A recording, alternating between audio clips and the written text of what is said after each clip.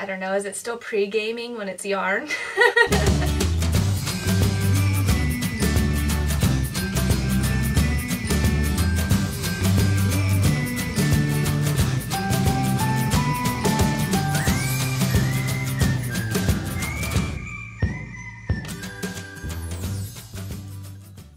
Hello and welcome to Mandobug Crafts, episode 94. What's up everybody? My name's Amanda, but you may know me on the internet as Mandobug, and this is my crafty channel here on YouTube where I share what I'm making for the week. This week I have knitting, spinning, crochet, and clay. Yes. Oh, and some resin. Alright, starting the shot with something I've learned. This week I am learning about crochet short rows. Now, I have knit short rows quite a few times. I like to knit Stephen West patterns, and he's a pretty big fan of the short row. So is Josh Ricks, and I like his patterns. And I feel like it kind of blew up, and it became a fad, and you're seeing short rows all over these patterns. But I've never followed a pattern in crochet that had short rows. So the whole reason you're going to do a short row is to add fabric to one section of your piece and not the others. You can do this like when you turn a heel in a sock. You're just going back and forth and it's slowly curving the edge of your heel. The reason I'm doing this is because I want to crochet on the bias after having crocheted straight. And so if I do crochet short rows back and forth, it'll tip me up and I can crochet on the bias, and then I can do crochet short rows to flatten me back out again. But like I said, I've never done crochet short rows, but I have this awesome book. This is Crocheter Skill Building Workshop, and I highly recommend this book. I got it 2 or 3 years ago, and I've been crocheting since I was little, and there's a lot of things in here I'd never seen because I was learning out of outdated books. So this is the first book that I learned about a standing double crochet, extended double crochet, and linked double crochet, and now learning about crochet short rows. Now, the book only has one page on it, and it kind of mentions that it's a popular technique with knitters, not seen as much in crochet, and they only show one technique to do it, but there's a full page explanation on why you would do it and kind of like things to keep in mind. So in the example, they use half double crochet for the whole piece, and when they're doing their short row, a stitch before the end, before they turn, they drop down in height. So they did a half double and then a single. And when you turn back, they did what, let's see, a chain one, a single on top of the single, and then a single on top of the half double, and then back. So with crochet short rows, instead of doing like a wrap and turn or whatever you would with knitting, you're manipulating the height of your stitches on the end, and the idea is that when you're done doing your short rows and you're ready to work back around again, you're closing those gaps because you had made your rows half as tall, so it should equal out to one row when you go back around. I hope that makes sense. And again, this is fundamental. I haven't actually done it yet. I want to do a little test swatch before I throw it into my design, which I'll show you later. But I thought that was interesting, and it's something I've learned, and I think I'm going to experiment with it. Like I said, this is just for half double. In my design, I don't know if I want to do half double or something else. I also don't even know if the short row is better or not, because there's also ways to kind of mimic a short row by manipulating the heights of the stitches throughout the entire row instead of just on the ends, which I know is popular with, like, if you've seen those crochet wave patterns. So we'll see. I'll see as I continue to get some time to work on that design. But I did want to talk about crochet short rows and share this awesome book with you guys. I learned a lot out of here, and I think it was worth every penny, and I think this is great, especially if you want to step into crochet design, because there is a lot of explanation about the hows and whys. It is for more intermediate to advanced crocheters. You need to understand the basic stitches, and then after that, it goes pretty in depth about everything. Even in the back, there's advanced shaping techniques in lace patterns. And it's not just, it's, again, it's the explanation behind, like, how and why you would make the decisions to increase and in pattern and whatnot. So, again, highly, highly recommend this book. Also, I wanted to say thank you. I had Christy and Kendra reach out after the last episode, and if you didn't see their comments, I wanted to share them on here. They are more familiar with the Caron Cakes line than I am, and they did confirm for me that Caron Cakes and Caron Big Cakes are two separate yarns. So like I had said last week, I wasn't sure. I thought maybe they changed it. No. Caron Cakes is an 80/20 wool, acrylic wool. Big Cakes is 100% acrylic. They're just completely separate, which I find really deceiving. Why would you throw big in front of a line that you already had if it's not the same thing? I feel like they should have come up with a different name if you're going to change the base of the yarn. I mean, I guess big does separate it, but even their other lines, like Kendra brought up, they have a tea cakes and a cupcakes. It changed the name. This all it did was throw big in front of it, and so I feel like it would have worked if there was Caron Cakes that was a worsted and Big Cakes was a bulky, as long as they were the same base. But yeah, I don't need to go on and rant. You guys get what I'm saying. I thought that was a little misconceiving. Alright, moving on to finished objects. I have finished my February socks. They're all the way over here. February socks are complete. I've got Valentine's Day socks. Yesterday was Valentine's Day for me. You're watching this later, so it was a couple days ago for you. But I decided not to wear them. I'm actually just going to throw these in my box of socks, which I don't even have a box yet, so it's going to my drawer until I get a box, So the Box of Socks Cowl is a year-long knit-along hosted by Kristen of the Wool and Vine podcast. You probably, or the Yarngasm podcast. She's got Wool and Vine hand-dyed yarns. You probably already knew that, but just in case you didn't. And you have to knit a pair of socks a month for a year, or 12 in a year. It doesn't really matter how you fit it in. But you have to put them in a box. That's part of the requirement. And I saw in the chatter thread for this knit along that there are some super cute boxes at IKEA, so I am going to be headed to IKEA this month to go get me a box. Also, we need decoration stuff, not decoration, storage stuff for my kids' room. Their room is out of control. I do not have enough ways to store their toys, clothes, stuffed animals mostly. So I'm going to be headed to IKEA to get my box, but for now it's going in the drawer.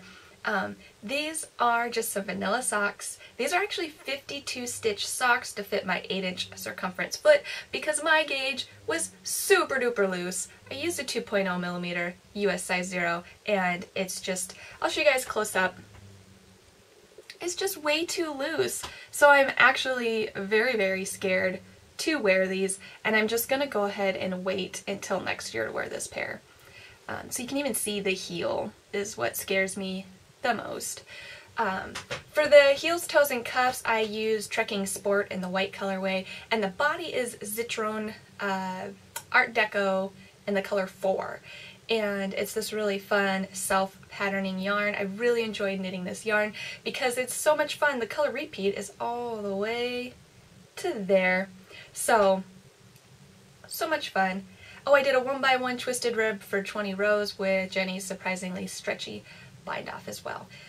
So February socks are complete. I was just rows away from binding off weeks ago. I've been doing a lot more crochet than knitting, and I figured, you know, I better just cast them off. It's so close to Valentine's Day.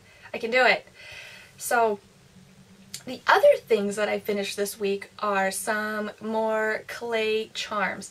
So I'm getting ready to open my Etsy shop. I'm going to be opening it on February 19th. It's a Monday at 8 a.m. and I am still trying to make my pieces to get fully stocked. Josh suggested I make some pizza, so I've got some little pizzas that I made. Not bad for my first shot at it. I think that I put too many pepperonis on there, and I also realized I followed a tutorial for how to make this pizza. Turn it sideways and show you the back. I followed a tutorial and I realized after I completed the pizza that there was no part where you added sauce, and usually sauce spills between the cheese and the crust here, so that's a little bit of a bummer. But you can tell that it's pizza, so not bad. So I'll have some pizzas going up in the shop, but the sheep I have to redo. So I finally did decide on a sheep design, and I love it, but I made a little bit of an error. I mean, they're cute. I'll show you what I mean. So here is my new and improved sheep. But whoa! Look at those eyeballs, you guys. I did not inset them enough into the body, and so they're super bulgy. The hair goes along to the back. But yeah, so I've got 10 sheep with these super bugged out eyes. I don't think I'm going to be putting them in the shop because that's just ridiculous. I don't know how I overlooked it while I was working on them. I mean, 3D is new to me as a as a medium. Working in 3D with clay is just, you gotta pay attention in all dimensions. So I think maybe I was just looking at it head on and didn't realize until after I baked it, when I picked it up, that those eyes were, whoa, very, very, they were just protruding. So I'm gonna remake more sheep, but make sure to, there's these little tools called dotting tools, and you can make indents that you place your eyes within the indents so they protrude maybe a little bit, but not this much, not as much as the width of the body. I don't have a dotting tool the size that I made these eyes, so I'm gonna have to get a little creative and make my own size indents, but I want to have little white sheep and little black sheep go up in the shop, and maybe some fun color ones. I don't know yet. And I know I'm running out of time because it's only a couple days till Monday. So those are the charms that I finished this week. And I was going to let you know, because this is the last video before I do open my shop, I'm going to be running a special for the first 10 orders. You get an extra free mystery progress keeper on me. So that's for the first 10 orders. I'm going to throw in an extra progress keeper at my discretion. So it's like a little bonus. So, and I will let you know when I receive your order if you were one of the first 10. So that is going on. Moving on to works in progress, I have been trying to do some meditative spinning in the morning. I've realized as a stay-at-home mom of 2, I mean, I work like 1 or 2 days a week, very part-time, but I'm primarily a stay-at-home mom to 2 toddlers who are 2 and 3, and I also try to obviously work from home.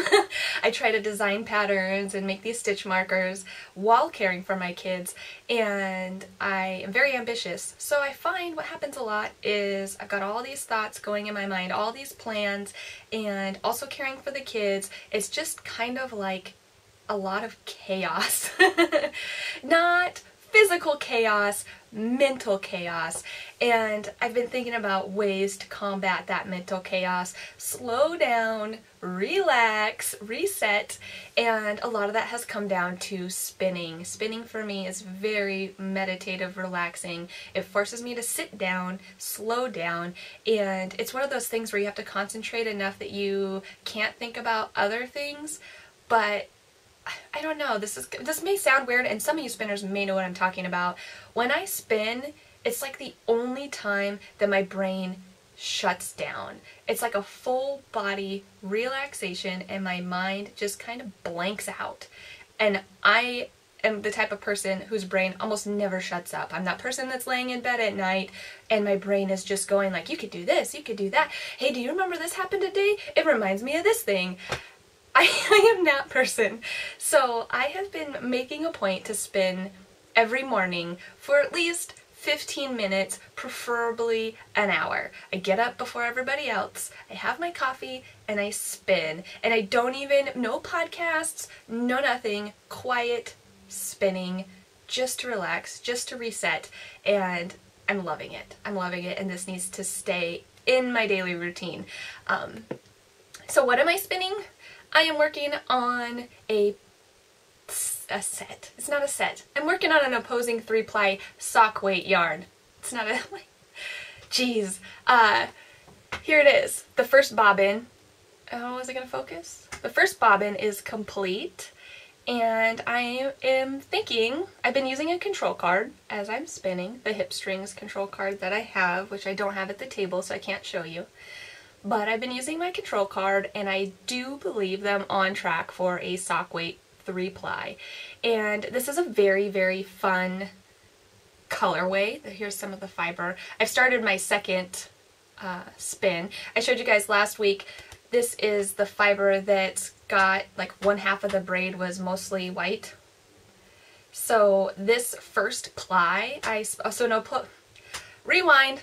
So an opposing 3-ply is 2 singles spun one direction and the third spun the other. So for this spin, I'm doing 2 spun Z and 1 spun S, plied S. So this was spun Z and I spun it, the fiber, in order of, now I have to remember.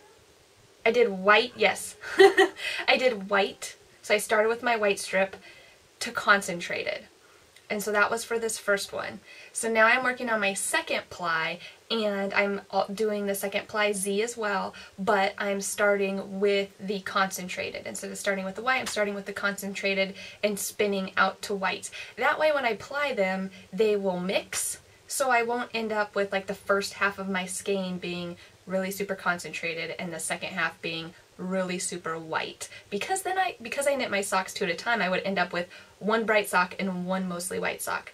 So that's my goal, to distribute the color a little more evenly. So with my third ply, I'm gonna, I think I'm actually gonna mix up the braids. I've got them in 3 strips for each ply, and they were all the same size. For my third ply, I think I'm gonna mix up and even shorten some of the color repeats and try to get a more blended ply within these other 2 plies that I have that have longer color repeats, just to kind of blur the lines, hopefully, just because I want to kind of have a more consistent yarn of color throughout the yarn. So I think I explained that correctly. Oh, and the fiber is from Cottage Dye Works, and I don't think there was a colorway. And it's Superwash Targhee, which Targhee tends to be like a fat yarn, so I have been erring on the side of a lighter fingering weight in case it does happen to kind of puff up after washing and thwacking, which I expect. So we'll see. Alright. I have also done a little bit of knitting this week on my Maxfield cardigan. So this is the Maxfield cardigan. I just did a couple rows on my sleeve, and I actually finally got my hands on some Addi Flexi Flips. If you haven't seen the Flexi Flips, they are an interesting take on a double pointed needle. So they're basically a double pointed needle with a little bit of cable in the middle so you can bend them. And this works really well because what happens with double pointed needles when they're rigid is they kind of like stick straight out, and they can be awkward as you're knitting and poke you in your hand. And but these, because they're flexible, they feel like knitting with a circular that's just not connected. I mean, that's basically what they are, is little short pieces of circulars. So you use them kind of like you would a magic loop. You split your work half and half, and you have one on each, and then you knit with your third needle. And I have had no issues with ladders, not that I ever had issues with DP-ins or magic loop and ladders anyways, but I've really been enjoying them. My only downside to them is that one tip is the turbo tip, which is a duller, shallower taper, and one tip is the rocket tip, which is your nice, longer tapered, pointier tip for lace knitting. So I constantly have to check once I pull the needle out to use it again, which tip I have, and that can be annoying because I really dislike the turbos. I like the rocket tip. So one tip, if you do have flexi flips and you are like me checking like, oh, did I grab the rocket tip for my next needle, they have printed the size. I don't know if you can see that. They printed the size on the turbo tip. So when I look at it, I look for, is there print or not? If there's print, that's turbo and I need to flip it. If there's not, that's my rocket tip. So that is my tip for the flexi flips, but I have noticed as I'm knitting my sleeve, I'm increasing every, so many rows. So it's going to get pretty tight on here. And so I'm going to just get those little stoppers when I put my work away to make sure I don't actually drop any stitches on the end. But other than like the end of your sleeve, I think these have been amazing for sleeve knitting. I am not a big fan of sleeve knitting.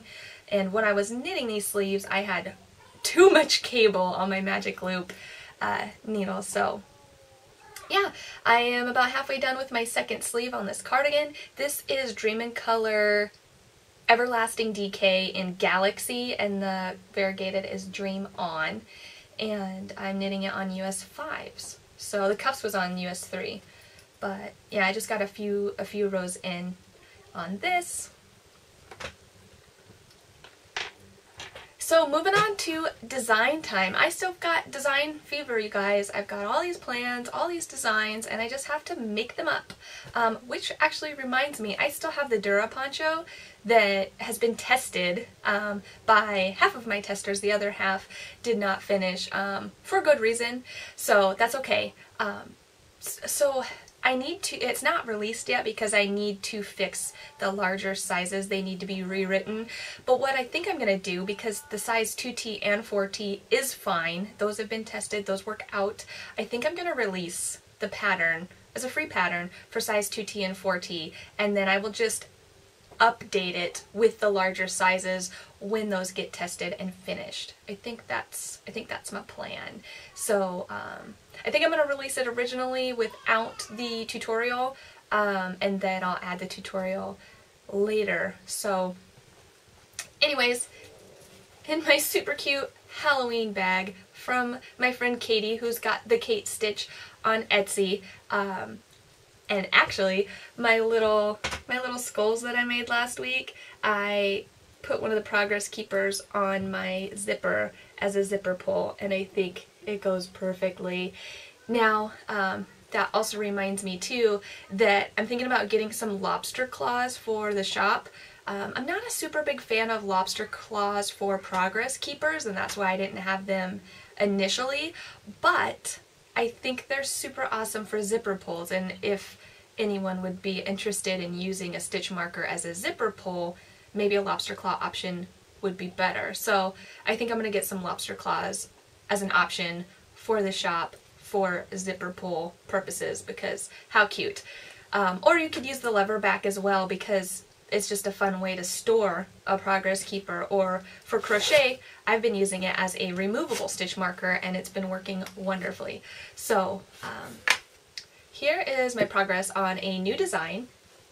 The yarn is, I've still got yarn attached. The yarn is Haiku Simplicity, which is an acrylic merino nylon blend, and I'm just using black and white, which can be boring, but this is for me. I want it in black and white. So far I just have the base. It's going to be a cowl, and it's going to have different striping patterns in it, and it's going to be huge. So this is only a third of the cowl. So you can see it could be a cowl on its own, but I want a big chunky cowl, so I want it to be pushed down, and we're going to keep going striping these black and whites. And so this design is the reason I looked up the short rows, because I want to put in some bias stripes. Now I could easily throw in like start a corner to corner and just attach it to the rest of the cowl, but I'm not necessarily a fan of the texture of the corner to corner for this design. So I want to see if possibly short rows is the right answer for some stripes on the bias, or if there's another technique that I need to implement to do that. Actually, I just had an idea. I think I know what I need to do. Anyways, that's where I'm at with this, and I'm loving it. And I'm loving my little skull matches so well. I've got quite the little Halloween inspired project going on right now. So that's all I've got for design time this week. Moving on to current events, I am still collabing with Amber of the Faith Love Crafts group on Ravelry for her 2018 Craftathon. Now, my collaboration ends the end of February, which is when we'll be closing off the entries for prizes. And I showed you guys last week, I'm giving away a skein of your choice of one of Cattail's yarns out of these two. And I'm also giving away stitch markers, and I'm also giving away project bags. So Amber's drawing for a set of stitch markers and a bag, and I'm drawing for one set of stitch markers and a bag. But I made the buttons for the bag. So here is the bag that I'm going to be giving away. And it's just got this loop button closure. There's no interfacing in these bags, so they're nice like stow and goes. They're great choice for like putting inside another bag, and they also are great for travel knitting and crochet because you can just loop on your arm and go. This is Lori's bag pattern, and I think she did a great job designing it. So the buttons are resin buttons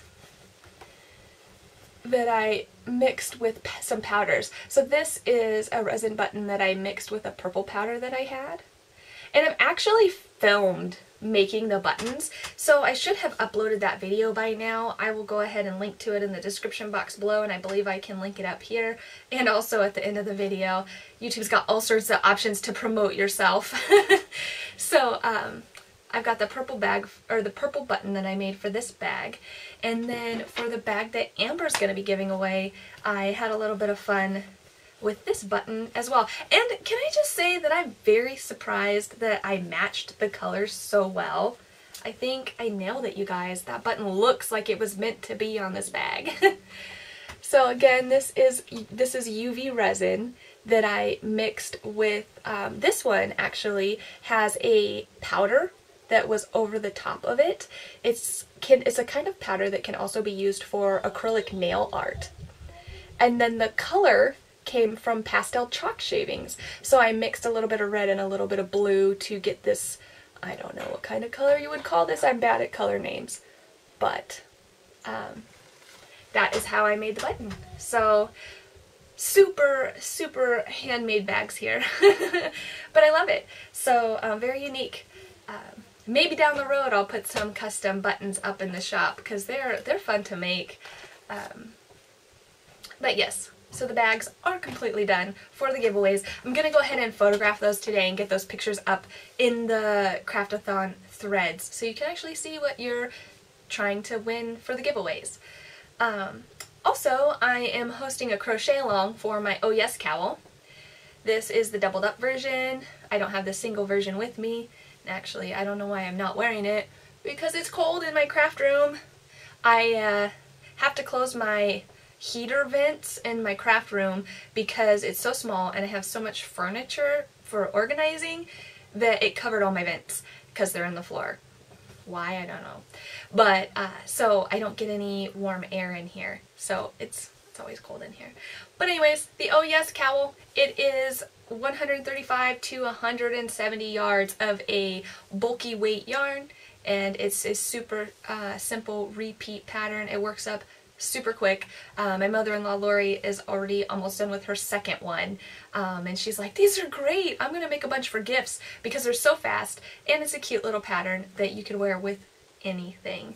So yes, I wanted to make myself up one in some bulky handspun, but the one skein I had was not enough yardage, and none of the other handspun skeins that I had would work. So, and because I've got my socks on my wheel, or my sock yarn on my wheel, I can't really start another spinning project. So I'm just gonna have to wait till the future. But I am hosting a crochet along for the Oh Yes Cowl until March 15th, and the prize will be this skein of Cattail's yarn in the Through the Portal stone colorway. and this is on her Stellina base, which is lovely, lovely. Also, I guess, because I remember that I saw it on Instagram, I believe Kat is running a special in her Etsy store, but I don't remember what the special was, but she was uploading an Easter collection, and there was a discount. Check out her Instagram. It's Kat Straight on Instagram. That's where I saw the promo. So if you're interested, I know she's running a deal. I just can't remember what it is. Moving on to upcoming events. So March 1st starts the March Crochet Along Together that is sponsored by Skacel for the Springtime Basket. I showed you guys the Springtime Basket a couple videos ago. I was in their studio filming the tutorials this week, and their Crochet Along is a lot of fun. They offer up amazing prizes. It is not international, so it is only for US and Canada, I believe, maybe, but double check the rules. But they give away, they usually give away a set of crochet hooks of your choice to the grand prize winner, which is an amazing prize, as well as I think there's usually second and third place smaller prizes. So if you've been considering, I hope that pushes you over the edge to join, because yeah, there's some pretty awesome giveaways for that Crochet Along. And so that starts March 1st, and the way we do the cats is we release the pattern in chunks every Thursday over the course of 4 weeks. So it's nice and paced out. But if you don't like the pacing, you really could just wait till week 4 and do it all in week 4. It's a pretty quick project. So that is coming in March. And then this weekend is Madrona, the Madrona Fiber Arts Retreat Festival, whatever the name is. Everybody just calls it Madrona. I work in Maker's Mercantile, right, in Kent as a yarn store, and I worked yesterday, and we had a ton of people coming in from Canada and all over that are coming in to take classes at Madrona, and so they were in the shop this week, kind of, I don't know, is it still pre-gaming when it's yarn? They were just kind of checking out the local yarn stores before they made it to their retreat, so that was really fun to have a nice and very, very, very busy shop. And so I'm going to be going Sunday just to check out the marketplace. I didn't get into any classes. A lot of classes fill up super fast, so it can be hard to get into a class. But they have a lot of amazing teachers and really awesome classes. So if you ever consider coming up to the Seattle area, you're going to want to do it for Madrona. Get yourself booked at the hotel for the weekend and get in some classes. So that's coming up. And then Stitches West is also coming up. I will not be attending. That's a little far for me. I mean, not farther than some people travel to go to it, but it's in California. Not quite a drive. It's definitely a fly kind of trip. So I won't be going, but if you're going, I hope you have a lot of fun. So moving on to Let's Chat. Let me get some more of my coffee. This is the earliest I've ever recorded a video before. I think that's right. I mean, I think it's just after 8 in the morning. So you may have noticed earlier in the podcast I might have had like early morning voice, you know, how you can get that early morning voice. I'm just drinking coffee, but I usually switch to my kombucha in the afternoon, and I'm super excited because the last batch I just made is so good. I found at the grocery store these frozen packs of acai berry roots.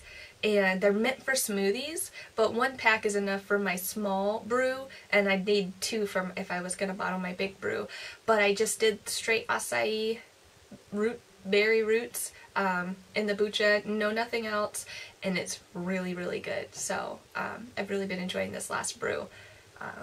Well, one of them I didn't have enough of the berry root to add to my last bottle, but I had like just enough, so I added a little bit of orange juice too, so that one's probably going to be pretty good. But yes, this week I got a new phone. You guys, I've converted to the iPhone. I feel like I've just been like prolonging that. The iPhone is almost always just slightly bit better than any of the Android phones on the market, but the price point doesn't always line up. It's like, oh, it's a little bit better, but it's a lot more expensive. The this time I finally was like, you know what, just get the dang iPhone. Now the iPhone is going to be really fun for me recording because I have this camera that I'm recording with right now, and what is a Panasonic, let's see, Panasonic, I don't even know, it's numbers after it, but it's like, it's a vertical camera and the side comes out, and then I have a viewfinder so I can see what you can see and see if it's white balancing okay. I leave it to auto white balance, I leave it to auto zoom, and I get 14 megapixels HD, and I really enjoy this camera. But when I moved, I packed it up and I lost the battery charger.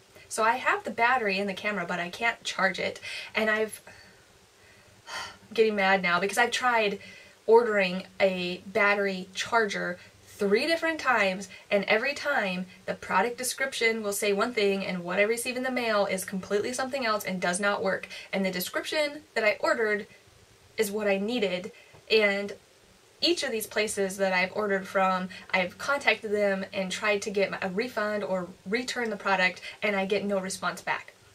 So I've given up on trying to get a replacement charger for the battery. So when I record, I have to be plugged in, which can be very annoying and very hard to do mobile recording. So the iPhone has got a 12 megapixel camera on the back.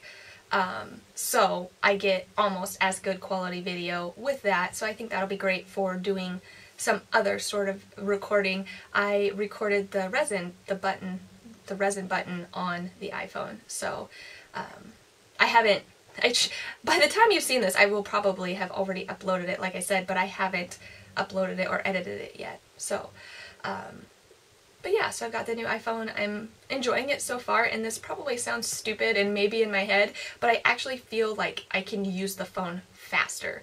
Like, the phone isn't faster, but I feel like it's more user-friendly, that I can actually, like, I feel like I can type faster because of the size of the screen that I have and the size of the keyboard. It's different, but I feel like I type faster, more accurately. I feel like I can switch between apps more easily. I just feel like I'm more efficient and faster with what I'm trying to do on my phone using the iPhone. So, and that surprised me because, like I said, I'm not, like, I think it's overpriced. I'm not a super big fan of the whole, the Mac branding thing. But I did switch, and I'm enjoying it. So I already told you guys that I went up to Cowl to film for the March Cat. That has been a lot of fun. Oh, and then on Tuesday was my local spinning guild meeting for the month, and so now I'm an official paying member, and I'm really enjoying being part of a local spinning guild. There's just so many talented women in the guild, and they've got a lot of fun events that they do, and it's really cool to be a part of a spinning community and get involved. So that's a lot of fun. And then at the meeting I met another woman who also does polymer clay, and she's like, oh yeah, you know about the clay guild? No, I did not know about the clay guild. So she gave me her information and how, you know, all the information about the clay guild, and I'm hoping to get to that this month. It's a little harder because it's on a Saturday, and so Josh works, which means I'd have to get a babysitter, which is hard to get babysitters on the weekends. Nobody wants to watch your kids on their days off. Nobody wants to watch your kids on the work day. Nobody wants to watch your kids, period. Don't have kids. Nobody wants to watch them. So, yes. I'm hoping to get to the Polymer Clay Guild, if only for just a couple hours, because they do it for the whole day. So, I'm excited about that as well.